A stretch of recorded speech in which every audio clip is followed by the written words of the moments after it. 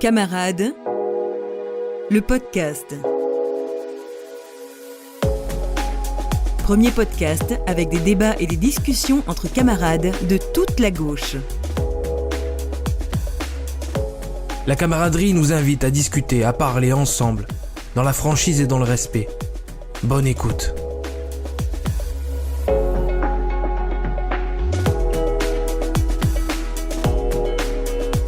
Camarades, épisode 7 aujourd'hui. Avec moi, 3 camarades pour parler notamment d'union de la gauche et de lutte contre l'extrême droite. Union de la gauche au niveau local, ça va être très intéressant d'en parler parce que j'ai pour le moment, une 3e camarade va nous rejoindre, mais Pierre et Benoît. Pierre engagé dans le département du Gard au Parti Socialiste et Benoît engagé dans les Hauts-de-France, engagé auprès de LFI. Bonjour à vous deux. Bonjour. Bonjour tout le monde, bonjour à toutes et à tous. Bon, on va commencer directement par, c'est un petit peu le rituel, on fait une petite revue de presse assez rapide par rapport à ce qui a été dit dans les médias ces derniers jours. Il y a quelque chose qui a beaucoup fait parler à gauche, c'est notamment ce qui a été dit envers Fabien Roussel. Fabien Roussel n'est pas notre camarade, disent les opposants. Alors, l'objet du podcast, le titre du podcast, c'est Camarades. Est-ce que vous considérez que dire que Fabien Roussel n'est pas un camarade comme ça de façon un petit peu péremptoire, c'est une bonne chose pour l'union de la gauche? Pierre? Non, naturellement non. Je pense que l'union, c'est d'abord un état d'esprit. L'état d'esprit, entre nous, c'est le plus grand des respects possible. Alors, on a des divergences, on a des différences, on a des choix stratégiques et politiques qui sont parfois différents, mais on a aussi beaucoup de choses qui nous unissent. Mais je pense que la principale chose qu'il faut d'abord pratiquer entre nous, c'est le respect. Je pense qu'on peut pas exclure les uns et les autres du champ de la camaraderie, ou même de faire allusion à des périodes de l'histoire sombres et de classifier les uns et les autres et de les disqualifier. Donc je pense que c'est une très mauvaise chose. Benoît, pour réagir? Oui, effectivement, je suis assez d'accord avec les propos de Pierre. Néanmoins, est-ce qu'il faut tout prendre au pied de la lettre? Est-ce qu'il faut tout prendre au premier degré? Derrière cette chanson, voilà, Roussel n'est pas un camarade, mais parfois c'est une autre personne qui est visée. Il y a aussi, moi je trouve un petit côté un peu potache, un peu second degré, qui essaye de sous forme d'un humour un peu choc, essaye de rappeler aux uns et aux autres leur importance. Et en l'occurrence, Roussel, dans le cadre de l'Union de la gauche, il a une responsabilité en tant que dirigeant du Parti communiste français. Il a une responsabilité particulière. Et il y a ça aussi. Donc j'invite à tempérer, même si effectivement le mieux on se parle et le mieux on avancera. C'est évident. Pierre, tu veux réagir ou on passe à un autre sujet? Non, je suis d'accord sur le fait qu'il faut de la tempérance. Il faut de la mesure pour tout le monde, de la tempérance. Je partage ce que dit Benoît. Donc avançons, parce que n'oublions pas malgré tout que ces coups de menton, que ces tweets, que ces posts et compagnie après créent des dégâts considérables sur les territoires, créent des dégâts considérables auprès de citoyens, du public qui nous regarde et qui aspirent à ce que nous soyons ensemble faire des choses intelligentes sur les territoires. Donc ça à chaque fois ça fait un peu reculer la crédibilité de la gauche pour faire des choses ensemble. Donc après ça nécessite après pour nous, mais on va y venir je pense sur le terrain, ça nécessite après sur le terrain de faire beaucoup d'efforts pour regagner un peu de crédibilité, quoi. Oui, tu as raison, on va parler tout à l'heure union de la gauche et notamment au niveau local, savoir un petit peu ce qui se passe, quel est votre état d'esprit, parce que vous êtes engagés au niveau local tous les deux sur des territoires différents, au nord et au sud, donc on va voir un petit peu qu'est-ce qui se passe, qu'est-ce qui peut se faire et qu'est-ce qui est intéressant d'être développé, et aussi les disparités, le contraste avec ce qui peut être fait par le national et les représentants nationaux. Autre sujet d'actualité, on en a beaucoup parlé, notamment dans le dernier épisode de Camarades, c'est la précarité étudiante et tout ce qui est en lien avec la pauvreté qui est directement chez les jeunes et chez les étudiants. Et on a vu un petit peu sous la forme d'humour sur les réseaux sociaux beaucoup, et aussi à télé, à la radio, les humoristes et caricaturistes se moquaient un petit peu du dîner fastueux à Versailles où Emmanuel Macron a reçu le roi Charles, et le décalage qu'il y avait entre les Restos du Cœur qui demandaient des aides. Voilà, quel est votre regard sur ça, Benoît? Ouais, mais ils ont raison, évidemment. Évidemment, il y a 15 jours, oui, c'est ça, il y a même pas 15 jours, l'appel national des Restos du Cœur, par rapport aux difficultés auxquelles ils sont confrontés. Là, moi, je suis juste à côté de la ville de Roubaix, c'est plus de 5000 bénéficiaires. La population de Roubaix, c'est 100 000 personnes. Et cette année, ils ont eu 5000 bénéficiaires supplémentaires. Donc oui, c'est une situation catastrophique, l'inflation, euh, et il y a eu ce repas fastueux. Enfin, c'est même pas ce repas, c'est cette fête en vérité. Parce que qu'il faille, enfin, qu'on reçoit le roi d'Angleterre en tant que souverain, moi j'ai aucune difficulté particulière. Qu'il soit bien reçu avec les honneurs, pas de difficulté particulière non plus. Mais un dîner, ça pouvait être un dîner à l'Élysée avec 30 personnes. Et puis bah non, le président Macron, il a fait le choix de faire un dîner fastueux avec des centaines et des centaines d'invités, tout le petit gratin, l'ancienne cour, hein, ça ressemblait à la cour versaillaise du XVIIIe siècle, hein, et avec des repas indécents et au nez et à la barbe du peuple populaire qui galère. Donc oui, on a raison de se moquer de Macron pour ce sujet. Pierre? Ouais, je pense en effet ce qui est grave, c'est le contraste entre les deux situations. Alors, à la fois, je partage aussi cette idée, comme Benoît, que notre République, elle a des devoirs en termes de réception diplomatique, hein. Et donc, il est normal qu'on reçoive dignement, correctement et avec quelques fastes des chefs d'État étrangers. Ça participe aussi du travail de notre République quant à ses relations internationales. Donc moi, je suis pas choqué qu'on fasse quelque chose, y compris à Versailles. Ce qui est grave, c'est que dans le même moment, le gouvernement et le président de la République ne prennent pas la mesure de la situation sociale dans notre pays. C'est ce contraste-là qui est particulièrement grave et qui crée une forme de cynisme et de distance grave entre eux et l'essentiel des Français. Donc on peut pas faire une rentrée scolaire en faisant croire que tout va bien et que le seul souci serait de savoir comment certaines filles s'habillent. On peut pas faire une rentrée universitaire en donnant l'impression que tout va bien, en niant effectivement, même si on a lâché quelques milliers d'euros, l'histoire des Restos du Cœur et de la rappel, je veux dire, d'urgence, hein. Mais la situation en France, elle est terrible. On connaît les chiffres, hein, et de plus en plus de familles ne font plus que 2 repas par jour. Et donc, on a effectivement l'impression qu'on a un gouvernement, qu'on a une majorité parlementaire, et qu'on a un président de la République qui minimise totalement cette dimension-là. Et donc, effectivement, tout ce qui sera fait après, au titre de la République, paraîtra effectivement tout à fait cynique, parce que, de l'autre côté, la prise en compte de la souffrance d'une grande partie des Français est complètement niée. On est là dans un esprit presque pré-révolutionnaire, hein. Je sais pas si vous vous rappelez, mais à l'époque, ça avait été déplacé, la venue du roi d'Angleterre, parce qu'il y avait eu les émeutes avec les images et ils avaient dit ça va pas faire bien parce que les images. Mais en fait, même avec le décalage, on voit et il y a eu des montages qui ont été faits, le décalage entre les jeunes qui vont au Resto du Cœur ou à la récupérer des paniers repas et le dîner fastueux à Versailles. Donc en fait, ils ont décalé, mais en fait, il y a toujours des problèmes, il y a toujours des difficultés, il y a toujours une misère sociale, il y a toujours donc c'est déplacer le problème, mais en fait, le choc des images est immense. Benoît? Bien sûr, mais ça va être le cas pendant le deuxième quinquennat d'Emmanuel Macron. Il y aura systématiquement un décalage entre la vie des Français et la vie des Français dans toute sa pluralité face à un pouvoir qui maintenant a fait la preuve de sa déconnexion totale et d'une certaine manière de sa volonté de rester déconnecté. Euh, et, et malheureusement, pendant longtemps, ça a été une espèce de discours un peu complotiste de Macron est au service des plus riches, il a été placé là pour ça, etc. Donc ça a été longtemps un complot. Et puis en fait, là maintenant, force est de constater que oui, que oui, le président Macron ne semble plus être au service de tous les Français, mais d'un certain nombre de puissances, financière, puissance industrielle, puissance aussi.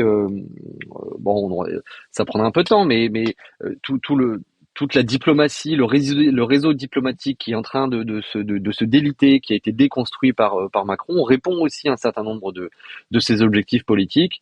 Bon, bref, oui, malheureusement, une déconnexion qui va rester jusqu'à la fin de son quinquennat. Pierre, avant de te laisser la parole pour réagir sur ce sujet-là, ça donne aussi le sentiment, je veux bien ton avis, Pierre, sur le sujet, ça donne aussi cette idée que l'État est puissant, le monarque républicain, un système jacobin, et une certaine centralité à Paris aussi, là où il y a les palais avec les dorures, etc., etc. Ça crée aussi un espacement et un contraste avec la ruralité, les territoires, hein, Pierre? Alors, je pense surtout que si on a bien un point commun de camarades, c'est qu'on est attaché à la République sociale. Et là, pour le coup, on a une magnifique illustration d'une partie de cette opinion, une partie de la classe politique française, mais tout ça n'est pas nouveau, qui tourne effectivement volontairement le dos à la République sociale. On n'a pas le même projet républicain. Ça, donc, c'est évident. Effectivement, au même moment où cette République se fige dans des postures de l'ordre, il se fige aussi dans des postures dans les palais, effectivement, dans les ministères, il se fige dans des postures de pouvoir et de posture. Et donc c'est là, moi je trouve que il y a longtemps que j'avais pas vu un contraste aussi important autour de leur République et de la République auquel on aspire nous. Là pour le coup, on a déjà connu des divergences fondamentales sur des questions de fond, des questions de société, des questions de répartition des richesses. Mais là, j'ai l'impression qu'on a passé un cap et qu'on est vraiment sur un clivage de quelle République on veut, quoi. Et visiblement, ils ne veulent pas la même que nous. Et donc la difficulté, c'est qu'il faut que nous, effectivement, soyons porteurs de cette République sociale, qu'on rappelle en quoi elle est spécifique et en quoi elle appelle à des combats, et les combats qu'on a menés tous ensemble pour lutter contre la réforme des retraites était un moment important. Il y en aura certainement d'autres, malheureusement, parce que là où je rejoins Benoît, c'est que aucune surprise ne peut être attendue de cette majorité, parce que le cap politique est donné. Ils vont peut-être essayer sur 2 ou 3 mesures sociétales de nous faire croire qu'il y a une partie de leur camp qui est progressiste et qui va venir essayer de venir avec nous. Mais sur l'essentiel, on est extrêmement différents. Donc oui, tu as raison, Baptiste, cet état d'esprit-là, très centralisateur, puisque jacobin d'ailleurs, parce que ça serait dommage de faire ce procès aux jacobins, parce que la philosophie politique des jacobins n'était pas celle-là. En tout cas, ce centralisme un peu... Merci Pierre de le rappeler. Absolument, tu as raison. Ce centralisme avec un peu de morgue, et effectivement éloigne tout à fait les territoires où justement le service public n'est plus présent, et donc le pouvoir. Et effectivement, on peut considérer qu'il y a une véritable rupture, quoi. Et je dirais même, tu as raison sur cette histoire de centralisme, ce centralisme autoritaire, et je rajouterais ce centralisme autoritaire irresponsable. Parce que systématiquement et en toutes circonstances et quels que soient les événements, celles et ceux dirigeants politiques ou hauts fonctionnaires qui avaient un pouvoir de décision et qui ont donc pris un certain nombre de décisions, se lavent les mains quand il y a des difficultés qui peuvent être rencontrées. Et malheureusement, l'actualité récente nous l'illustre très salement. Et je pense notamment à l'Académie de Versailles, qui est pointée du doigt pour un certain nombre d'irrégularités, notamment avec ce jeune garçon qui s'est suicidé suite à un harcèlement trop long, trop prolongé, et qui a été très mal géré par le rectorat, et l'ancienne rectrice, proche d'Emmanuel Macron, etc., est enfin sortie de son silence pour dire oui, j'étais la rectrice, mais c'est pas de ma faute. Bon, bah oui, mais non, ça marche pas comme ça. La République française, pour le coup, effectivement, son fonctionnement, ses institutions font que les hauts dirigeants, le recteur, la rectrice, sont responsables des actes qui sont éventuellement pris par ces fonctionnaires. Et le recteur, la rectrice et la personne à qui ils doivent référer, c'est évidemment le ministre. Et donc systématiquement, on retrouve aussi pour les problèmes qui peuvent se poser dans la police, qui peuvent se poser dans un certain nombre de services publics, quand il y a une difficulté, un problème qui se répète sévère, et ben les responsables politiques, oui, non, c'est regrettable, mais moi j'y suis pour rien, c'est pas l'ordre que j'avais donné, c'est pas ça que je voulais. Bon, et ça c'est un vrai problème, parce que ça crée de la tension avec les citoyens, avec les usagers, et ça crée au fur et à mesure une défiance, évidemment. Défiance qui s'accumule depuis maintenant 20 ou 30 ans, et les travaux de Piketty et Cagé, les travaux récents nous le montrent. Merci Benoît, on va passer au premier thème principal de cet épisode. On va parler de l'union de la gauche au niveau local, savoir qu'est-ce qui se fait, qu'est-ce qui est mis en œuvre et quelles sont les possibilités pour les prochaines échéances. Et pour en parler, j'ai le plaisir d'accueillir Martine, qui est engagée auprès de Place Publique à Marseille, et il y a des choses à dire sur l'union de la gauche à Marseille. Bonjour Martine. Bonjour, désolée pour toutes ces complications de connexion, mais j'ai l'impression que ça y est, ça marche. Merci d'être là dans le 7e épisode de Camarades, le podcast. Alors, est-ce que tu peux nous faire un petit peu un topo, une photographie de ce qui se fait à Marseille et des belles initiatives dont nous pourrions nous inspirer partout en France? Ce qu'il y a surtout à Marseille, c'est l'histoire du printemps marseillais qui a été quand même un peu un exemple. C'est la première grande ville dans laquelle quasiment l'ensemble des forces de gauche ont réussi à s'unir pour récupérer la mairie qui était squattée depuis 26 ans par Jean-Claude Gaudin. Et sachant qu'en plus à Marseille, il y a quand même... c'est peut-être pas exact, c'est peut-être pas très politiquement correct de dire, mais enfin une mafia électorale qui est en place depuis très très longtemps. Et voilà, c'était inespéré, mais c'est une union qui s'est fait en fait il a fallu 1 an pour la construire. C'est-à-dire que les premières discussions ont lieu, il me semble, en juin 2019, pour un second tour des élections municipales en juillet 2019. Donc ça a été beaucoup de discussions, de portes claquées et puis rouvertes et puis finalement on a réussi à faire une vraie campagne ensemble. Voilà, moi j'étais sur un secteur qui malheureusement a perdu suite entre autres à des fraudes aux procurations, mais un secteur avec une vraie équipe de militants issus de tous les partis de la gauche. Et on a vraiment travaillé la main dans la main et on continue à être quand même en lien, même si c'est pas de façon quotidienne, et une équipe qui s'est retrouvée au moment des législatives pour faire à nouveau la campagne.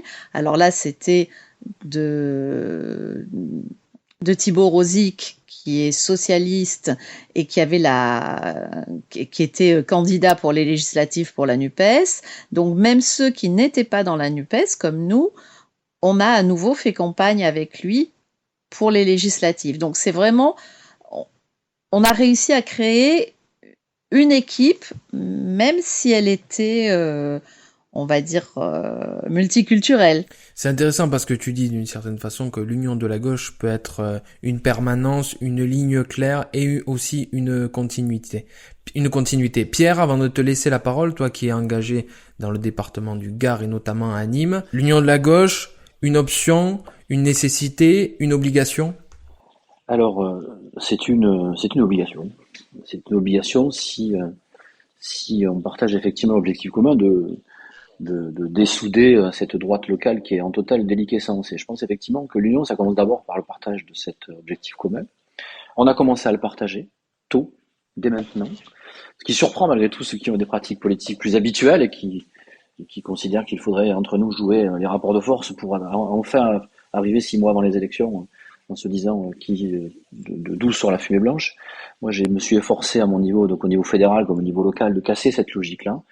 Parce que je pense qu'il faut envoyer un message assez clair aux citoyens ici et ailleurs sur le fait qu'on est capable de s'unir, capable de mettre de côté quelques réflexes d'appareil, quelques réflexes d'ego, et que je pense qu'on a une grande partie des citoyens et des électeurs qui attendent de nous cette capacité à faire taire ces réflexes un peu partisans, même si ça ne se fait pas en gommant nos différences, au contraire. On a créé des espaces où on se rencontre, où on se dit des choses, où on se dit quand on n'est pas d'accord, mais où on se dit surtout ce qu'on pourrait faire ensemble. Donc je pense que cette union, c'est aussi un état d'esprit qui passe par le respect, on en parlait tout à l'heure. Donc ici, on a la chance que les acteurs de cette union se connaissent bien et depuis longtemps.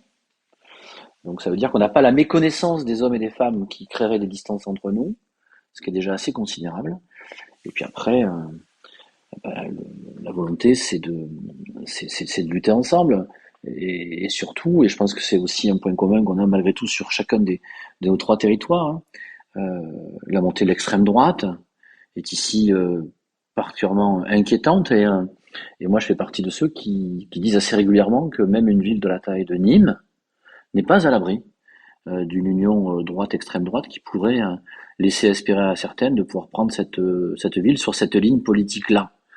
Donc ça nous oblige et ça nous donne une responsabilité particulière au regard de nos valeurs et de notre histoire. Donc l'union se fera, certainement qu'on aura comme disait Martine, des moments où les portes claqueront, mais j'espère elles claqueront sans jamais complètement se fermer. Tu es en train de nous dire d'une certaine façon, pour être honnête et franc, que l'union de la gauche au niveau national est un petit peu menacée à cause des guerres des égos. Bah, je pense malheureusement, parce que c'est quelque chose qui existe en politique depuis toujours. Hein. La politique est d'abord une affaire d'hommes et de femmes, une affaire de choses intimes, de valeurs. C'est quelque chose qui, quand on s'implique, nous touche intimement. Et dans cette intimité-là, il y a aussi des projections, il y a aussi des envies d'exister. Hein. C'est aussi vieux que la politique et la démocratie. Donc oui, ça existe. Et après, il y a au niveau national des effets médiatiques, des effets. Et quand je parle médiatique, c'est y compris avec les réseaux sociaux, qui fait que tout ça, il y a des effets d'amplitude qui sont donnés, il y a des effets de posture, et puis après, c'est aussi Des stratégies. des hommes et des femmes politiques qui se croisent aussi à des endroits où il faut faire la petite phrase, le bon mot, et c'est parce que c'est la seule manière de se distinguer. Donc tout ça participe aussi d'un climat qui parfois peut être extrêmement tendu. Mais après, ça peut être l'inverse, on peut faire des jolies phrases pour dire qu'on s'apprécie les uns les autres. Hein. Ben c'est ce qu'on dit aussi souvent dans le podcast Camarades, c'est qu'il faut assumer, c'est ce qu'on dit aussi d'une certaine façon depuis le début de l'épisode, il faut affirmer ces différences et pas non plus mettre tout le temps la poussière sous le tapis. Benoît? Oui, vaste sujet, hein. L'union, vaste sujet, qu'elle soit nationale ou locale. Bon, d'abord, effectivement, un premier aspect, c'est est-ce qu'on considère que la situation politique d'aujourd'hui exige l'unité? Oui, la réponse est oui. La situation politique telle qu'elle est, oui. Face à ça, l'unité est absolument nécessaire. Parce que il y a effectivement un risque de fusion droite extrême droite, alors sous plein de formes différentes. Il y a un risque aussi, en tout cas, il y a aussi les libéraux qui s'extrémisent d'une certaine manière, des libéraux qui deviennent de plus en plus autoritaires. Je vous rappelle que là, la campagne de Macron en 2017, bon, il n'y avait pas toute l'autorité qu'on connaît aujourd'hui qui avait été annoncée. Bon, donc évidemment, la situation politique exige l'unité. Après, quelle unité? Quelle unité? Sous quelle forme? Sous quelle ligne? Quelle stratégie? Et surtout quel programme? Voilà. Et là où il y a discussion politique en ce moment, et notamment depuis la NUPES, en juin 2022, on a vu que il était possible d'enclencher un grand mouvement d'union entre les principales organisations politiques de gauche. On a vu que c'était possible, mais encore aujourd'hui, il reste une discussion sur de quelle manière elle doit se faire et sur quel programme. Et certains considèrent que le peuple, en tout cas les soutiens actuels de cette union, exigent une certaine forme de radicalité. Moi, je suis plutôt de cet avis-là par rapport à la situation politique actuelle, notamment l'immense défi que représente l'adaptation au changement climatique, qui nécessite malheureusement des réactions, des décisions rapides et radicales.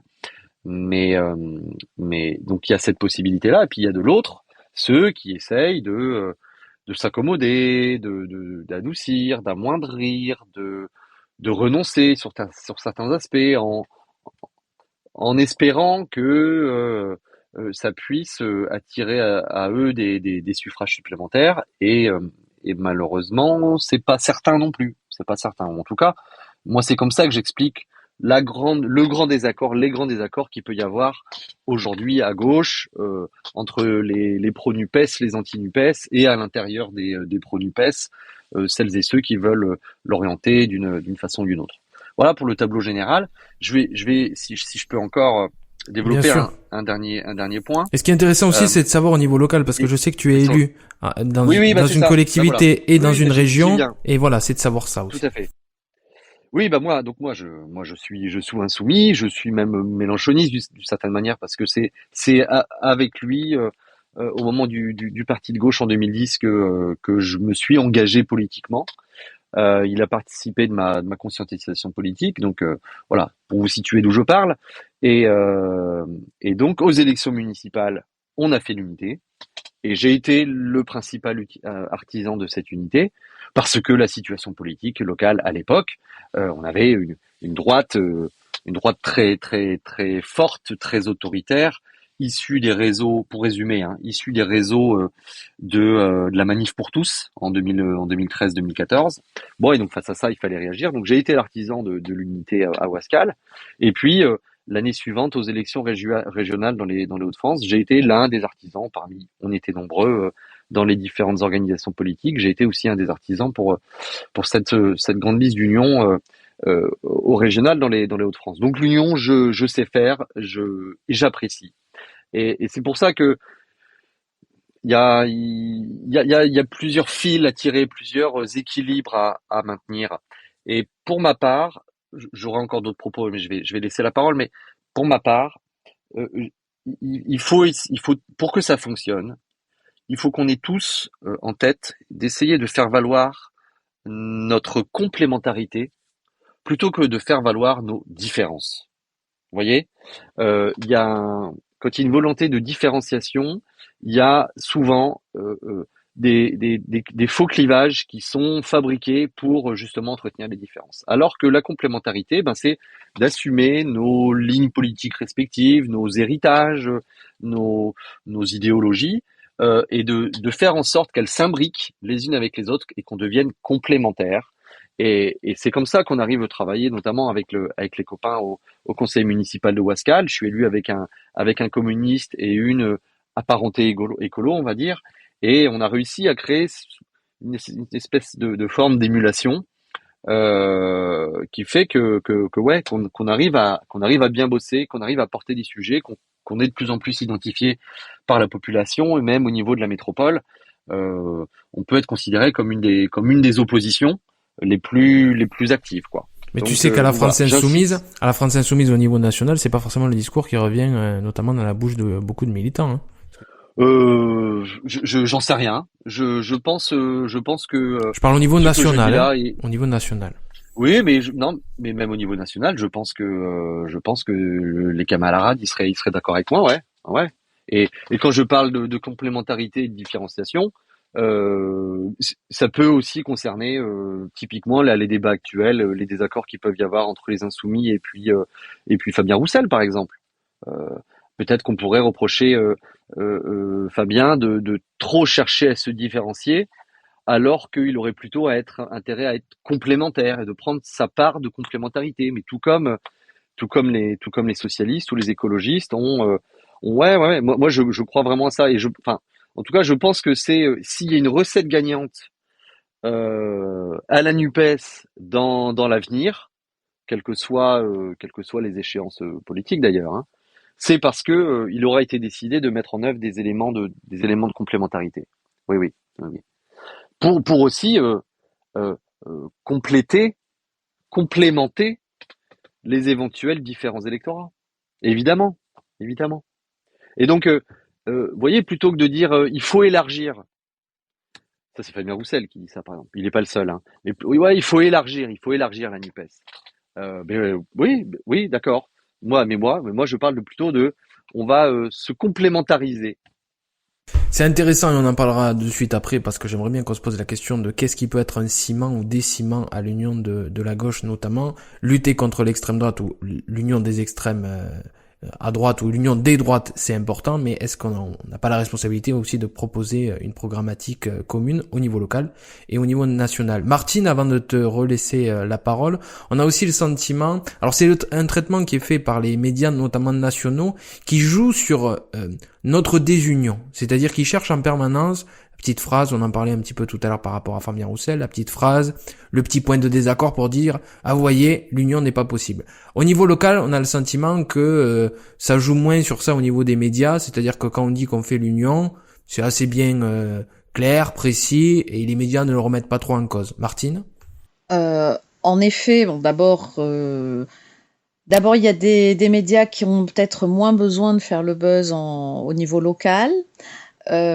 Par ailleurs, je pense que ces points de désunion, ils sont amplifiés, comme on le disait tout à l'heure, par des égos hypertrophiés. Voilà. Qu'on ne soit pas d'accord sur tout, bah, c'est normal, sinon il y aurait pas l'union de plusieurs partis, il y aurait un seul parti. Si on était absolument d'accord sur tout, je vois pas l'intérêt d'avoir plusieurs partis. En revanche, il faut que les points de désunion ne soient pas des points de rupture. Ça, pour moi, c'est quand même très important parce que la base de tout, c'est quand même dans quelle société on veut vivre et qu'est-ce qui est important pour nous. Une fois... C'est intéressant. Voilà, pour moi, c'est capital, c'est la première chose. Nous, on a coutume de dire que on fait pas de la politique pour être élu, on fait de la politique pour changer les choses. Ensuite, bien entendu, qu'il faut en passer par des élections, parce que si on n'est pas élu, on changera jamais rien. Donc, il faut vraiment savoir qu'il y a deux jambes et qu'il faut que les deux fonctionnent. Donc, nous, on commence en général par travailler le projet et ce à quoi on veut aboutir, comment le faire. Et ensuite, on voit avec qui on peut travailler sur cette base-là. Et à partir de cette base-là, en effet, il faut que les égos soient contenus un peu partout. Parce que si pour faire le buzz, on se gargarise de petites phrases qui, en effet, vont être reprises par les médias qui n'attendent que ça marchera pas. Je veux dire, dans une équipe, c'est comme dans un couple. Bien sûr qu'il faut être d'accord sur l'essentiel, mais ensuite il faut être capable de faire des compromis et de jouer collectif. Pierre, comment tu ressens la situation dans le Gard par rapport à ce que je disais, le traitement médiatique ? Il y a une volonté de casser un petit peu cette union potentielle ou il y a cette idée de l'accompagner ? Non, il y a effectivement ici plutôt l'idée de l'accompagner, hein. Je pense que les journalistes auraient été surpris qu'on ne la fasse pas et qu'on ne la mette pas en musique dès maintenant. Donc non, plutôt un accompagnement. Et je suis comme Martine, je pense qu'en tout cas, pour nous, l'idée, pour la Provence, ils sont pas tout à fait sur les mêmes postures, pas tout à fait sur les mêmes enjeux en termes d'impact médiatique, hein. Et même si on a quelques pure players là qui font un peu de buzz, ils sont quand même assez respectueux de ce qu'on essaie de construire. Mais je voudrais revenir rapidement sur ce que je disais Benoît, parce Vas-y. qu'il traitait une question fondamentale sur le périmètre de notre union de la gauche. Et je pense que c'est une donnée importante. Là-dessus, on a beaucoup de différences entre nous, hein. Moi, je partage cette idée de la complémentarité, mais je pense qu'elle doit être additionnée à l'idée de l'élargissement. Je pense qu'elles sont pas incompatibles d'ailleurs, ces deux idées. Et ça dépend intimement des territoires. Là, pour le coup, je pense que c'est extrêmement difficile de tirer une règle qui pourrait s'appliquer partout en France et à tout moment. Parce qu'il y a des territoires sur lesquels il y a certaines formations de gauche qui n'ont pas été signataires de la NUPES et qui ont pourtant un poids relatif et avec qui on a besoin de travailler pour faire une union intelligente, quoi. Donc ici, nous à Nîmes, on a effectivement très tôt, hein, depuis de nombreux mois, organisé une coordination à la fois fédérale et une coordination à la fois municipale avec les partis signataires de la NUPES. Et on a les uns et les autres, pas tous, pas au même moment, appelés à son élargissement pour créer une dynamique qui dépasserait les seuls accords qui étaient les accords législatifs. Donc cette idée, elle n'est pas nouvelle, hein. Je pense que Benoît l'a entendu au PS, elle l'a entendu dans certaines sensibilités du PS, hein. Donc nous on milite ici en tout cas au PS à ça, parce que pour prendre le cas par exemple du PRG ou de la gauche républicaine socialiste, de l'autre côté du champ, nous on a besoin ici de les intégrer à l'Union parce qu'ils représentent quelque chose, ils représentent des militants, ils représentent une dynamique, mais ils ne sont pas signataires de l'accord NUPES. Donc voilà, donc moi je partage l'idée qu'il faut être en mesure de définir le périmètre de l'Union de la gauche en fonction des contraintes des lieux, des moments et des personnes. Et comme Martine, puis je l'ai dit tout à l'heure, comme Martine, je pense que tout ça doit se faire effectivement en essayant de mettre de côté les égos, c'est-à-dire ce réflexe qui voudrait qu'on traite d'abord nos propres intérêts avant de gérer l'intérêt général du groupe qui essaye de réfléchir à une union et à un projet un projet intelligent. Et tu as raison, Baptiste, le fait de résister à droite, à l'extrême droite, ne sera pas suffisant. Et moi, je pense effectivement, mais Benoît l'a dit aussi tout à l'heure, je pense qu'il faut qu'on soit, alors lui il dit radical, moi j'ai dit extrêmement audacieux. Je pense que c'est notre culture politique qui le veulent. Je pense extrêmement audacieux, notamment sur les politiques environnementales, et je partage complètement cet avis avec lui. Moi, je suis un grand défenseur de l'écosocialisme, et je pense qu'il faut qu'à l'échelle de chacun de nos territoires, on puisse inventer un projet qui effectivement fait largement bouger les lignes. Mais la difficulté, c'est que quand on est dans une commune comme celle de Nîmes, où l'enjeu municipal électoral se jouera au centre-gauche, il faut aussi créer des attelages politiques qui permettent effectivement de venir faire venir à nous un électorat qui, si on ne le travaille pas, rejoindra la droite et fera que cette ville restera effectivement dans une dynamique de droite. Merci Pierre, on en parlera tout à l'heure parce qu'on parlera du ciment. Qu'est-ce qu'on peut trouver comme solution pour fédérer la gauche dans une union et dans un projet. Je te laisse la parole encore quelques instants Pierre, parce que c'est intéressant ce que tu dis et je suis très heureux de t'avoir dans le podcast.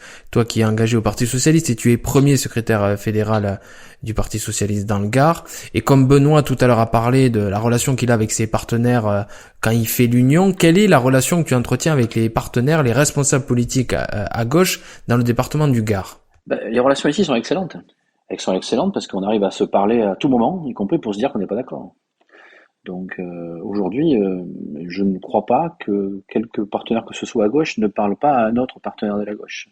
Et au-delà du fait que les rapports bilatéraux sont largement possibles, la manif des retraites nous a servi très très souvent d'endroit de dialogue les uns avec les autres, pour nous dire ce qu'on avait en commun, pour nous dire ce qui nous différenciait, pour nous dire quels sont les objectifs qu'on voulait viser ensemble. Donc les relations sont excellentes.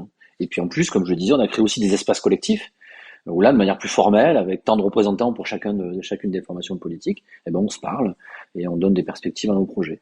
Donc les outils, entre guillemets, existent, l'état d'esprit existe, et il n'y a rien qui fait obstacle à se dire les choses. Moi, je leur dis souvent, moi je suis plutôt de caractère optimiste, mais je leur dis souvent, on a quand même posé une belle équation, maintenant il faut faire le projet. Et il faut le faire partager au plus grand nombre pour qu'ils votent pour nous et qu'ils votent majoritairement pour nous. Mais ici, localement, je considère que les hommes et les femmes qui font la gauche ici ont trouvé une manière de se parler parce qu'ils ont aussi tiré les leçons du passé et qu'au dernier municipal, la gauche était désunie, que ça a été un fiasco et que ce fiasco, personne ne veut le réitérer. Benoît, le plus important, c'est de se parler. Oui, oui, évidemment que le plus important, enfin, en tout cas, c'est le préalable. Bien sûr qu'il faut se parler. Et en ça, c'est, on va dire, la grande nouveauté de la situation politique à gauche depuis la NUPES. Voilà, c'est qu'on se parle. Des fois, on se parle, voilà, tranquillement. Des fois, on se parle un peu rudement. Mais la bonne nouvelle, c'est qu'on se parle. Donc oui, déjà, on est en meilleur, on part sur de meilleures bases que ce qu'on a pu connaître par le passé et ce slogan de gauche ou de plusieurs gauches qui seraient irréconciliables, non, ça c'est pas vrai, Mais il y a du débat et il faut l'assumer. Et alors, mais alors justement, comment on fait pour se parler et surtout pour parler de quoi? En fait, elle est là la question. Et du point de vue insoumis, et je pense que c'est et ça a été dit d'une certaine manière par Martine, la meilleure façon de se parler, la meilleure d'avancer dans les discussions, c'est de parler programme, de parler projet. Voilà. C'est ça qui va pouvoir fédérer en réalité. Et c'est ça aussi qui va pouvoir élargir d'une certaine manière, hein, pour reprendre ce que disait Pierre quand il évoque les radicaux de gauche ou GRS, etc., qui ne sont pas signataires de l'appel NUPES. Je ne connais pas bien les conditions de l'accord l'année dernière, mais je crois qu'il n'y a aucune difficulté, hein, s'ils ont envie de partager le programme de la NUPES, ou en tout cas d'y travailler pour le préciser encore, pour l'ajuster. Je pense qu'ils seront tout à fait les bienvenus. Et en fait, il faut, pour qu'on puisse être d'accord, il faut qu'on ait des éléments sur lesquels qu'on puisse discuter concrètement. Tu aurais un exemple précis? Non, mais l'exemple, vous avez compris que j'essaie d'éviter d'être désagréable vis-à-vis des uns et des autres. Mais, merci. Voilà, nos camarades radicaux de gauche. Non, mais typiquement, les camarades de radicaux de gauche concrètement, qu'est-ce qui ne leur convient pas dans le programme de la NUPES et qui fait que donc du coup ils ne veulent pas de la NUPES et donc participent à cette espèce de petit clan des anti-NUPES. Concrètement dans le programme, qu'est-ce qui leur va pas? Alors j'ai bien compris qu'en prétexte, ils reprochent à certaines personnalités membres de l'accord de la NUPES des ambiguïtés. Bon, euh, mais ça veut rien dire. Concrètement, dans le programme, qu'est-ce qui va pas? Voilà, ça c'est. En tout cas, je suis persuadé que, mais de toute façon, enfin c'est très simple. Toutes et tous, à chaque fois dans nos expériences précédentes, il y a des discussions de programmes et de projets, et on sait que c'est pour fédérer les citoyens, pour récolter leurs suffrages. On a besoin de les embarquer dans un projet, on a besoin de les faire adhérer à un programme. Et donc, ce qui est valable pour les citoyens l'est aussi pour nos camarades politiques. Et euh, le dernier élément en lien avec le programme et en lien avec le fait que nous nous reparlons, c'est que bien souvent, euh, les désaccords que nous pouvons avoir entre nous ne sont pas des désaccords idéologiques, mais des désaccords simplement sur les mots. Et, et le fait de se reparler depuis un an, en particulier entre les insoumis et les socialistes, hein, on va pas se mentir, c'est que au fur et à mesure, moi je m'en rends compte au conseil régional, hein, euh, euh, on n'utilise pas les mêmes mots, mais en réalité on partage la même vision. Notamment Pierre qui a évoqué ce concept d'écosocialisme, j'y souscris totalement.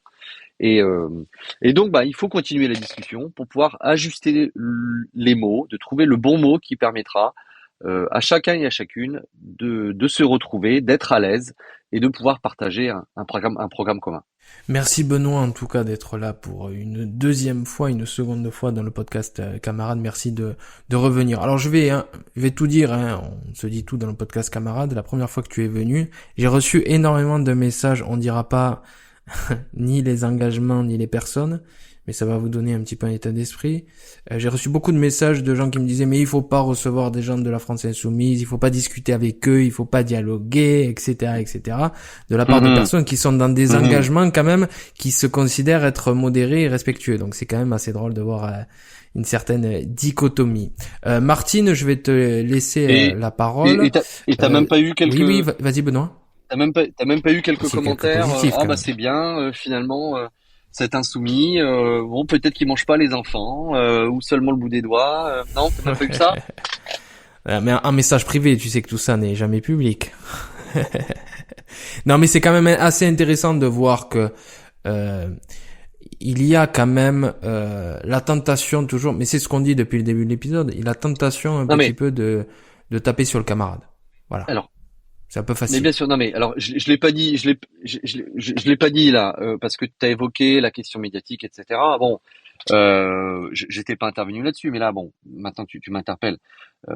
Et faudrait aussi penser à passer le mot aux camarades, hein. Twitter n'est pas la France, hein. Twitter, les réseaux sociaux, BFM TV, c'est pas la France, hein.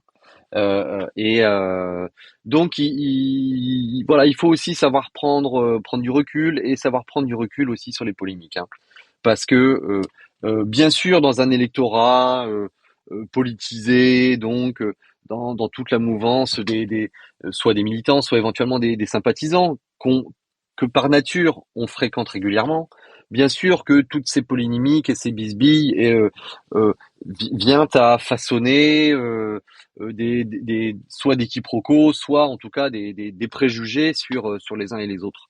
Mais dans la masse des concitoyens, pour celles et ceux des camarades qui font encore du porte-à-porte régulièrement, toutes ces bisbilles, toutes ces polémiques, ça leur passe au-dessus de la tête, quoi.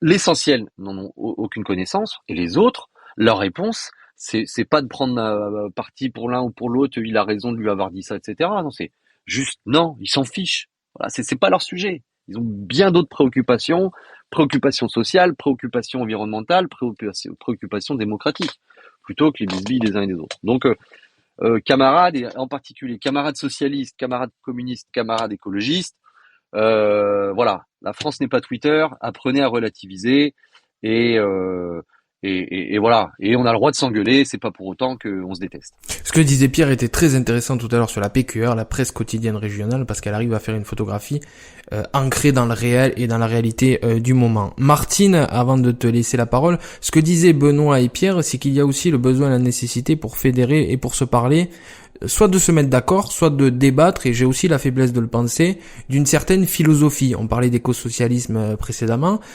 Partir d'une philosophie, c'est aussi partir d'une façon de voir la société, de voir le monde, et je sais qu'à Place Publique notamment, vous envisagez beaucoup la chose du point de vue du citoyen, c'est-à-dire qu'on part du citoyen pour penser les choses. Martine ? Alors, on part d'autant plus du citoyen pour penser les choses que je ne sais pas pourquoi, mais comme c'est moi qui m'occupe de l'accueil des nouveaux adhérents à Place Publique, j'en vois beaucoup passer, et que je dirais qu'il y a à peu près 80% des adhérents à Place Publique qui sont des primo-adhérents. Donc, ce sont des gens qui arrivent en politique, quel que soit leur âge. Il y en a des très jeunes, il y en a des beaucoup plus âgés, et c'est souvent des gens qui n'ont jamais été encartés nulle part. Donc, au départ, ce sont vraiment des citoyens, je vais dire, vierges. Et par ailleurs, notre façon de procéder, c'est chaque fois qu'il y a une décision qui engage le mouvement, évidemment pas toutes les décisions au jour le jour, ça serait pas viable, qu'à chaque fois qu'il y a une décision qui engage le mouvement à prendre, on essaie de la prendre en commun. C'est-à-dire qu'on organise des visios au cours 1, 2, 3, suivant le thème, suivant le tempo, de façon à débattre ensemble, et ensuite un vote. Et c'est donc la majorité qui décide de la décision. Alors, bien évidemment, ça ne veut pas dire que... Méthode démocratique. Voilà, ça ne veut pas dire qu'on est tous d'accord. Ça veut dire qu'on a débattu et que la majorité l'emporte. Alors, ceux qui sont pas d'accord se plient et acceptent les choses, ou au pire s'en vont si vraiment ça leur déplaît. Mais voilà, je pense que c'est pour ça qu'on parle de nous comme un parti particulièrement citoyen, parce que même s'il y a forcément des instances qui finissent par prendre les décisions, en règle générale, c'est quand même très horizontal comme gestion. Voilà. Par ailleurs, nous ne sommes que des bénévoles. Donc, tous ceux qui le veulent mettent la main à la pâte. Merci Martine. Je me permettrai en fin d'épisode de te poser la question rituelle à toi et à Pierre, qui sont nouveaux dans le podcast. Je vais vous demander à chacun quelle est pour vous votre définition, votre vision de la camaraderie. On va passer à un autre sujet complémentaire de tout ce qu'on vient de dire. C'est dans la suite logique. Je vais laisser la parole à Pierre, qui a été dans le journal il y a quelques mois maintenant, et le titre était « Il faut combattre l'idée que l'extrême droite serait une solution ». On parlait de combattre l'extrême droite et l'union des droites d'une certaine façon. Tu vas un petit peu plus loin. Tu parles de l'idée que l'extrême droite serait une solution. Oui, je vais plus loin d'abord parce que je suis dans un département où 4 députés sur 6 étaient députés de l'extrême droite. Hein. Donc on ne peut pas nier que le risque est quand même très largement implanté. Moi je suis originaire de Beaucaire, hein, donc qui est une ville qui aujourd'hui est tenue par un maire d'extrême droite, et une ville qui enregistre déjà depuis plus d'une vingtaine d'années les scores les plus élevés hein, sur l'adhésion à l'extrême droite. Donc c'est un sujet qui me touche à plein égard. Donc, on avait pris tous l'habitude, effectivement, de rappeler l'histoire, d'essayer de disqualifier cette famille politique au regard de ce qu'ils ont fait et des atrocités qu'ils ont fait au titre de l'histoire. Mais force est de constater qu'une partie de ce discours-là ne touche quasiment plus grand monde. Et donc, moi, j'ai souhaité qu'on puisse effectivement développer au sein de la commission fédérale qu'on a créée au niveau du PS des argumentaires, des choses extrêmement simples, des affiches, des tracts qu'on puisse mettre sur les marchés, pour expliquer en quoi ce parti politique qui prétend défendre les classes populaires, prétend défendre les plus modestes, prétend défendre le pouvoir d'achat, prétend défendre les Français en général, finalement n'est qu'une petite PME au service de quelques-uns, et à chaque fois qu'il s'agit de voter, que ce soit à l'Assemblée nationale ou dans nos collectivités locales, hein, de voter pour faire preuve de leur engagement pour les plus modestes, ils sont naturellement absents du rendez-vous. Et ça, malheureusement, je me suis rendu compte que très peu de citoyens le savaient, et que la petite communication, la petite musique que l'extrême droite a installé avec grand renfort de soutien de gros médias, hein, il faut le dire aussi. Hein.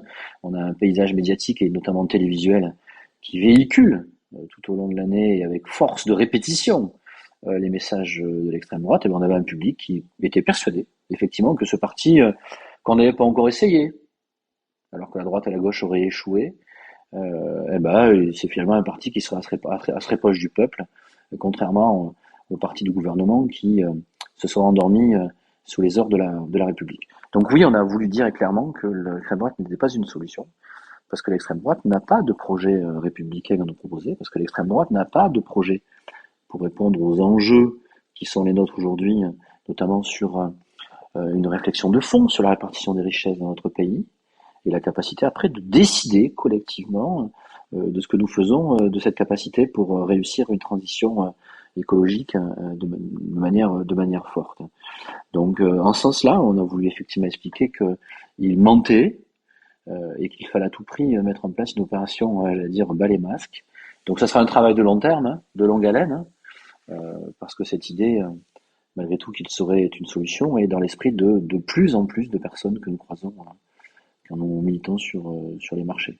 Mais je suis optimiste dans le sens où malgré tout, aujourd'hui, ils fleurissent sur beaucoup de méconnaissances et de fantasmes. À nous de les déconstruire, à nous de les malmener. Mais ça nous oblige à un militantisme qu'on avait peut-être un peu oublié, un militantisme de contact, un militantisme Actif. de relations humaines, un militantisme où on va dialoguer avec tout le monde et pas simplement en faisant un article dans la presse ou en faisant un post sur quelques réseaux sociaux que ce soit, mais d'aller retrouver le goût de rencontrer 2, 3, 4, 5, 10 personnes et de prendre le temps nécessaire pour convaincre ces 2, 3, 4, 5 ou 10 personnes. Et ben ce militantisme-là, on l'avait peut-être un peu oublié, il faut dire les choses comme elles sont, et il faut à tout prix le retrouver. Et à chaque fois qu'on renoue ce contact-là, moi je suis plutôt rassuré sur le fait qu'on peut les bousculer. C'est intéressant ce que tu dis parce que je suis comme toi de l'Occitanie. En Occitanie, il y a beaucoup de territoires, notamment au moment des législatives, qui ont basculé du côté du Rassemblement national. L'Aude en particulier. Il y a énormément d'enquêtes d'opinion qui sont sorties là où si les députés se présentaient aux villes, notamment Narbonne et Carcassonne, ça basculerait. Et c'est vrai qu'il peut y avoir la tentation après coup de s'agiter un petit peu. Toi, ce que tu dis, c'est qu'il faut anticiper. Il faut pas forcément attendre que le RN ou le FN, selon comment on l'appelle, soit en responsabilité. Il faut anticiper ça. Il faut se mettre en mouvement. Il faut agir sur le terrain. Il faut être militant avant que ça soit trop tard. C'est exactement ça. Alors, en toute humilité, hein, parce que je sais que c'est compliqué. On a tous des territoires un peu différents, je suis d'accord. malheureusement.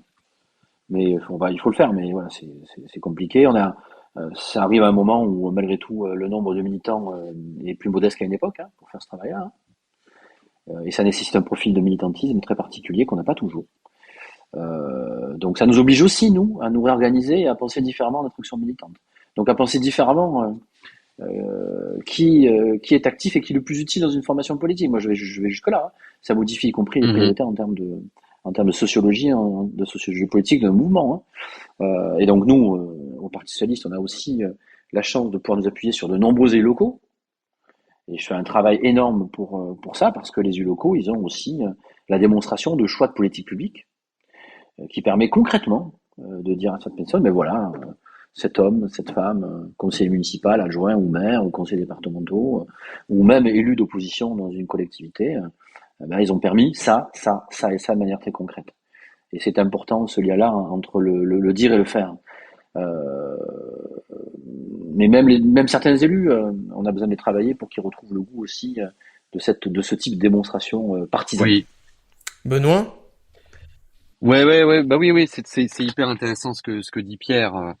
Et je suis entièrement d'accord avec lui, parce que l'erreur probablement, enfin en tout, ouais. Alors malheureusement, première chose, il y aura pas de raccourci face à l'extrême droite. Voilà. Il y a pas de recette magique, il y aura pas de martingale à trouver qui fait que donc c'est bon, on se débarrassera d'elle. Non, on se débarrassera de l'extrême droite grâce à notre travail et grâce à notre travail programmatique, donc de trouver les propositions qui vont entraîner derrière nous les masses et en particulier les classes populaires. Mais à l'inverse, je précise qu'il n'y a pas de raccourci, c'est parce que j'ai le sentiment qu'il y en a quelques-uns qui seraient prêts à quelques accommodements avec ce qui normalement devrait être les fondamentaux de la gauche.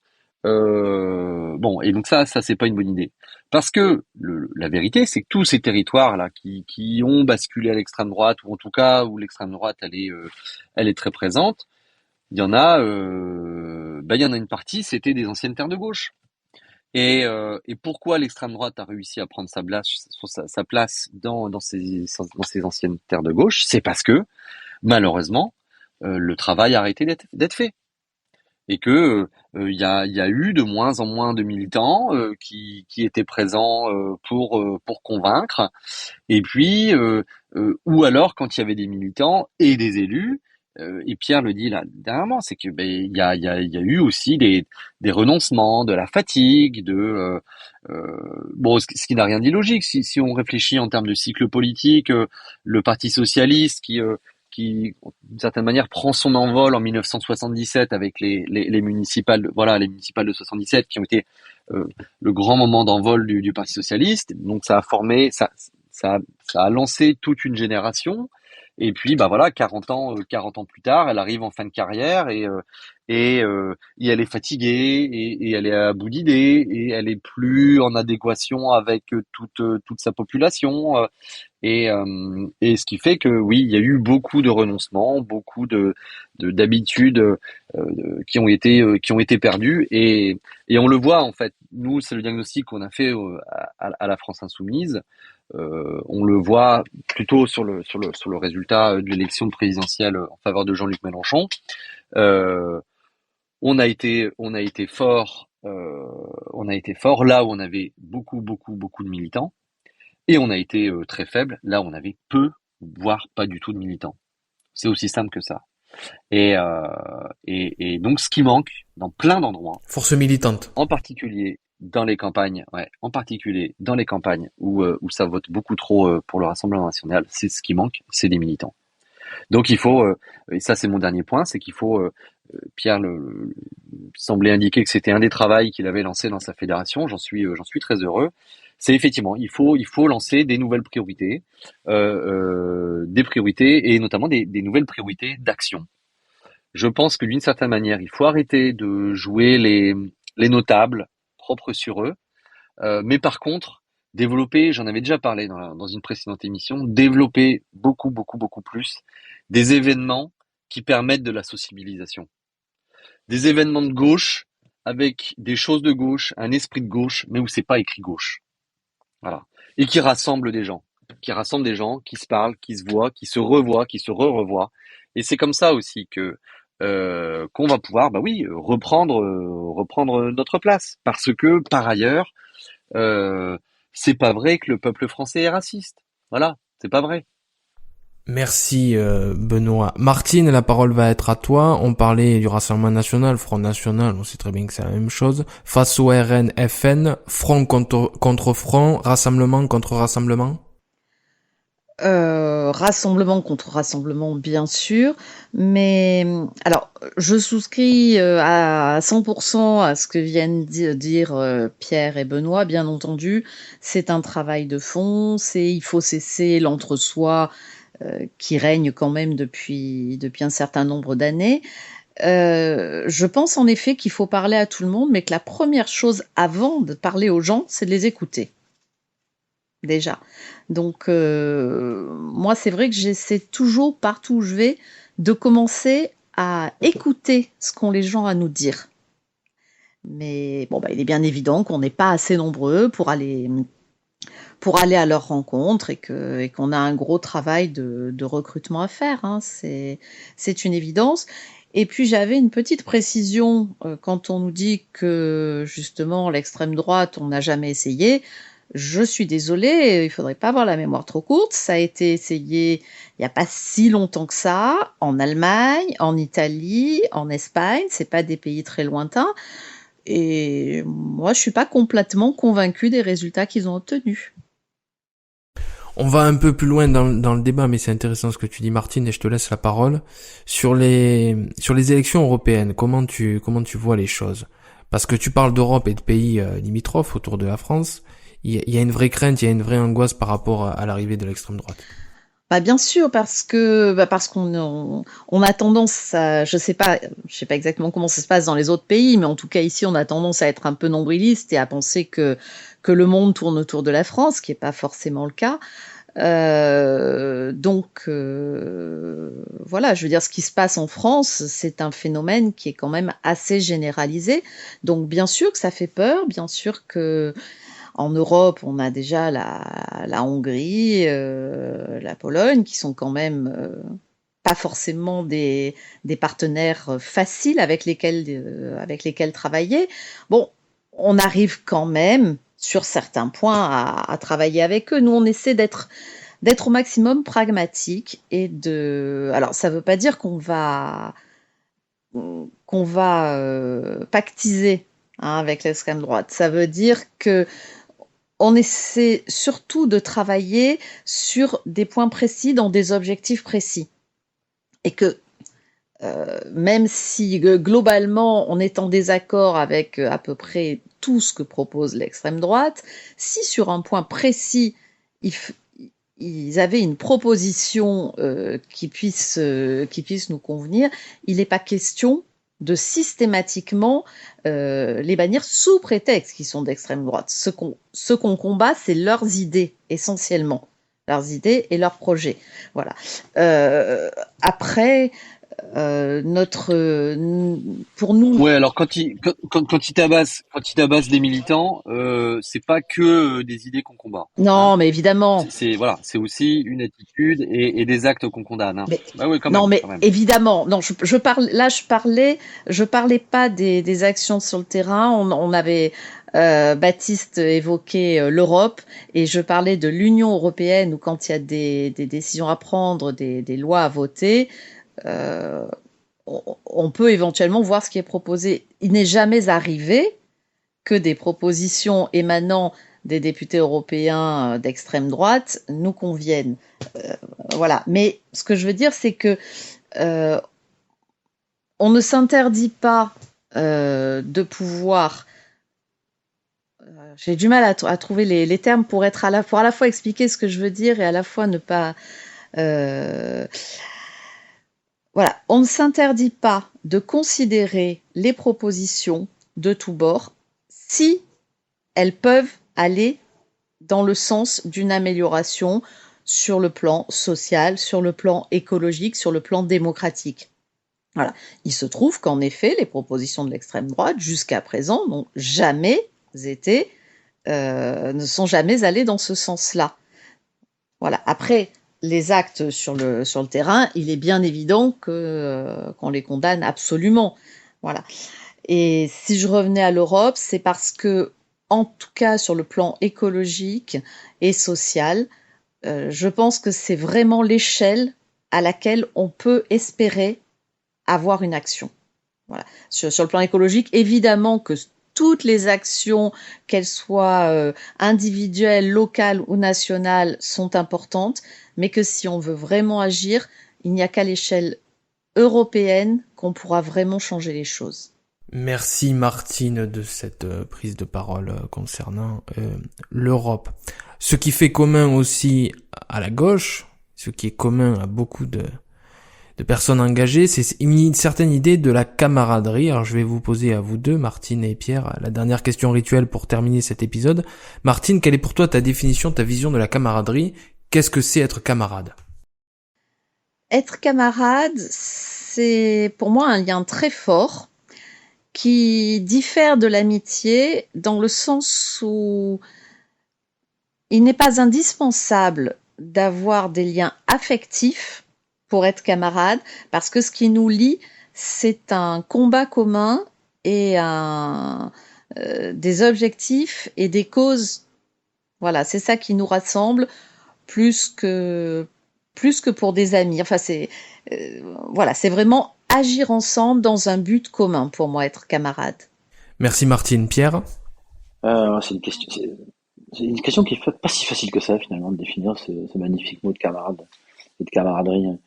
Je suis d'accord avec l'idée qui se définit par rapport à la volonté d'agir ensemble. Et bon, moi, malgré tout, je lui donnerais une connotation affective. Je suis assez attaché à ça. Je pense que c'est nécessaire quand on est camarade de partager, d'être franc les uns avec les autres, d'être solidaire. Et puis, moi, j'insisterai sur une dimension qui est sûrement la plus difficile à avoir aujourd'hui, c'est de la fraîcheur. Je pense qu'il faut dans le cercle de nos camarades, être capable de se dire les choses avec fraîcheur, avec espoir, avec envie, avec une capacité de créer des lendemains positifs. Je pense que la camaraderie doit être aussi un endroit où on réussit à se sortir de difficultés à penser le collectif et de difficultés à penser le meilleur. Et dans la situation dans laquelle nous sommes aujourd'hui, c'est pas toujours simple, hein, mais je pense que la camaraderie est aussi un espace dans lequel on doit créer du rêve et de l'ambition collective. Et ça doit passer par un état d'esprit positif et la volonté de faire valoir ce qui nous donne de l'entraîne, de la volonté d'agir.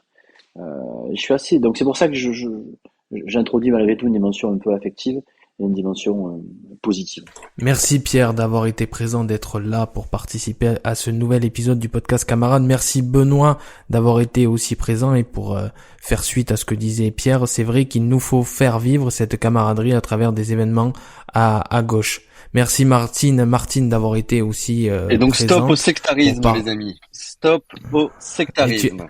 Tu as absolument raison et ça sera... Voilà, j'ai pas eu la présence d'esprit tout à l'heure quand Benoît m'a parlé des actions du Front National, de dire que non seulement nous condamnons, mais que nos camarades qui sont dans les Alpes-Maritimes participent très souvent aux actions au niveau frontalier, justement pour bloquer les actions de l'extrême droite qui empêchent les réfugiés d'arriver. Voilà. Ah ben ça sera très intéressant ce que tu dis, ça sera notamment l'objet d'un prochain épisode, peut-être pas la semaine prochaine parce qu'on parlera très certainement d'économie alternative, économie sociale et solidaire, c'est un sujet quand même assez passionnant, mais c'est vrai que par rapport aux migrants, ce qui se passe notamment, comme tu le disais à juste titre, et ce qui se passe en Méditerranée, il faut en parler et il faut qu'à gauche nous ayons des prises de parole courageuses. Merci à vous trois d'avoir été là. Camarades, le podcast. Premier podcast avec des débats et des discussions entre camarades de toute la gauche.